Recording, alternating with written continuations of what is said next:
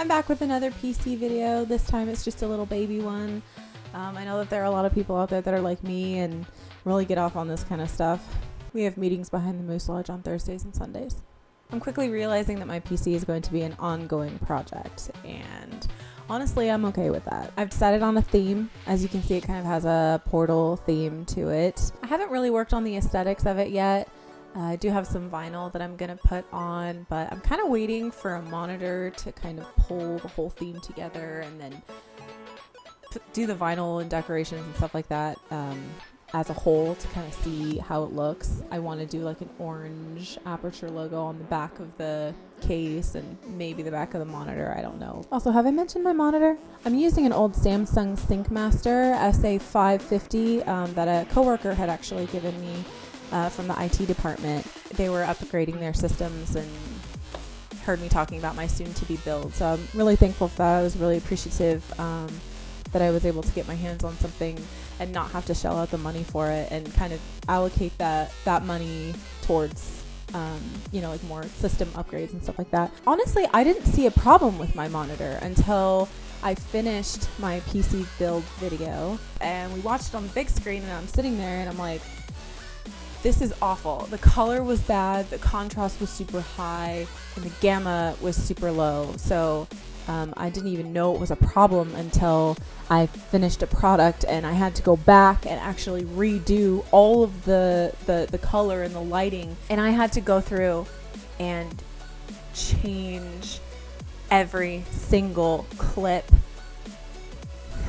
Anyway, that's kind of what I've been dealing with. I was really hoping to kind of cut costs on the monitor since I already had something. You know, I know it's not the greatest, the frame rate isn't awesome, but I was kind of thinking like, it's fine, it's no big deal, I'm just starting out. Well, I already had major issues accepting that video in the state that it was in. I'm kind of a perfectionist when it comes to my creations, like things that I put out there. Also, while I was rendering videos, I noticed that my CPU temps were getting a little high. Nothing to really be concerned about, but I'm kind of thinking long term. Like if I'm rendering hour-long videos twice a week, I really want to prolong the life of my CPU.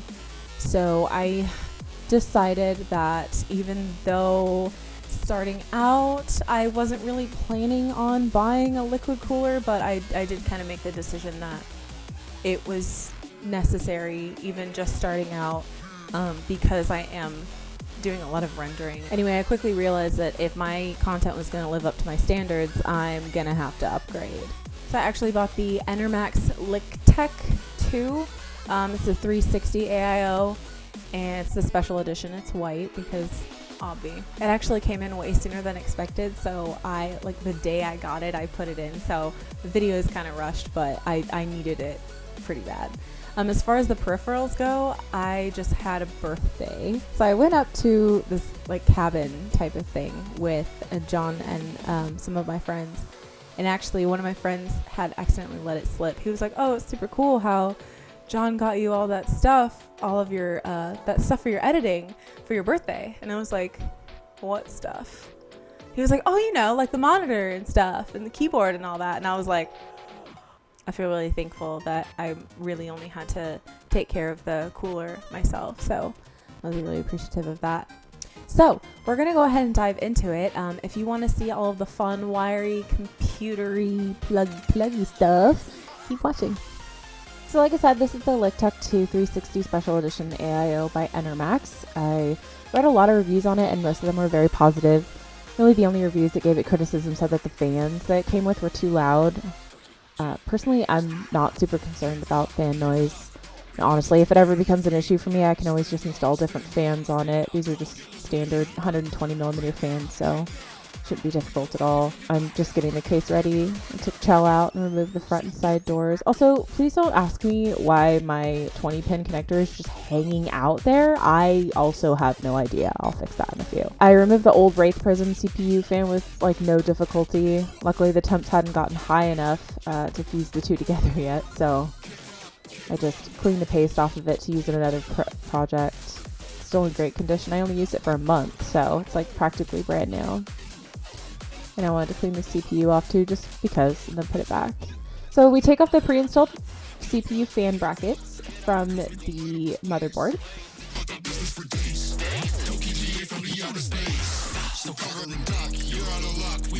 The back plate kind of comes off too. That was pre-installed. That all came, I didn't put that on myself. That all came on the motherboard. So the water block comes with both Intel and AMD compatible brackets. So I just took the Intel one off and switched it out with the AMD one real quick. Then we want to install the screws with the washers to the back plate and make sure that you drop every other screw.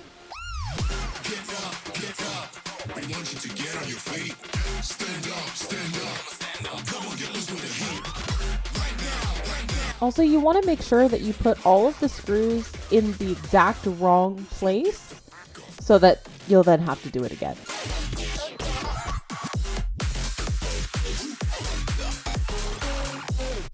And there's just this little heat dispersing sticker that it comes with.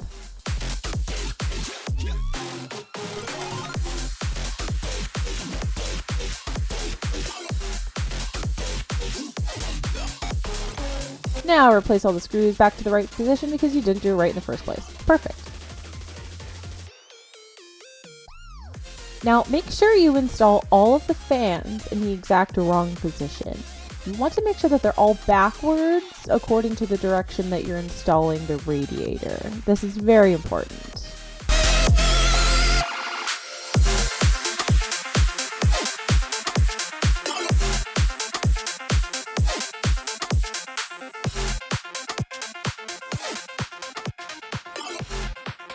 Yes, screw in all those screws so you can take them out and do it all over again.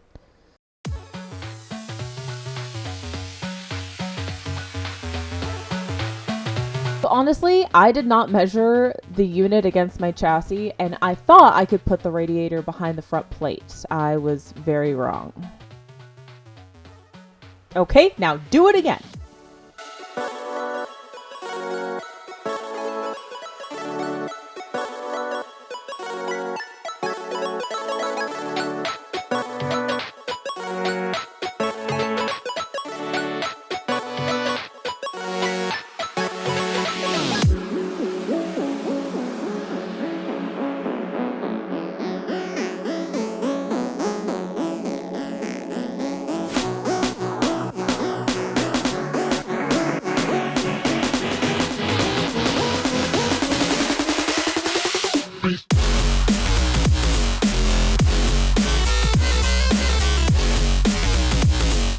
Make sure the radiator clears any cables you might have plugged into the bottom of your motherboard, like your HD audio or anything plugged into the RGB headers down at the bottom there.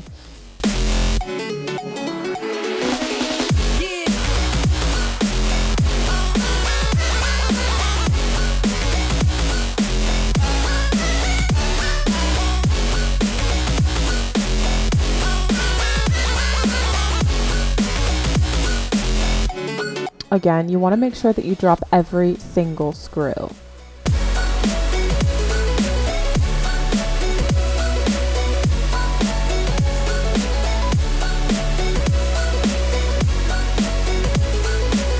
Now you install the standoffs, apply a bit of thermal paste, and then put the water block on it and screw in the hand screws. You can use your hand to turn them as far as they can go, but then the screwdriver is needed for that last little bit of security there.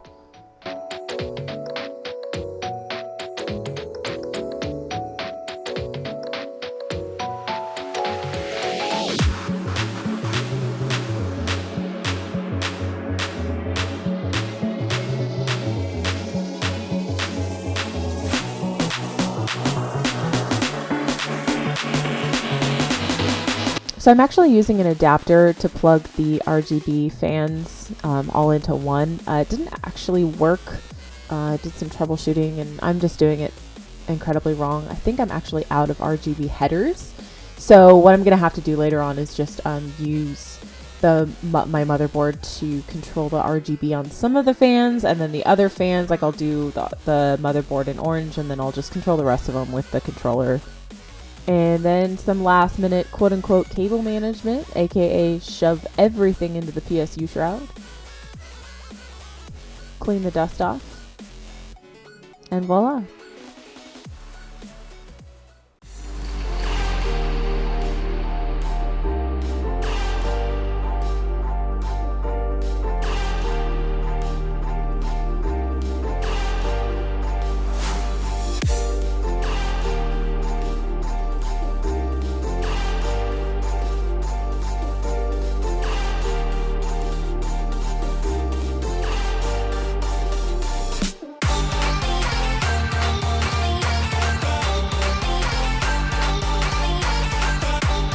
Alright guys, that's it for my CPU upgrade video. Thank you so much for watching. I am currently going back to work. It's kind of the end of the shelter in place in my area. My county is actually opening back up. My first day of work was yesterday, so as soon as I get a schedule for my other job, I will upload a schedule for YouTube. My goal is to upload 2 videos a week, whether it be vlogs, reptile videos, more PC upgrades, that type of thing. Just let me know what you want to see.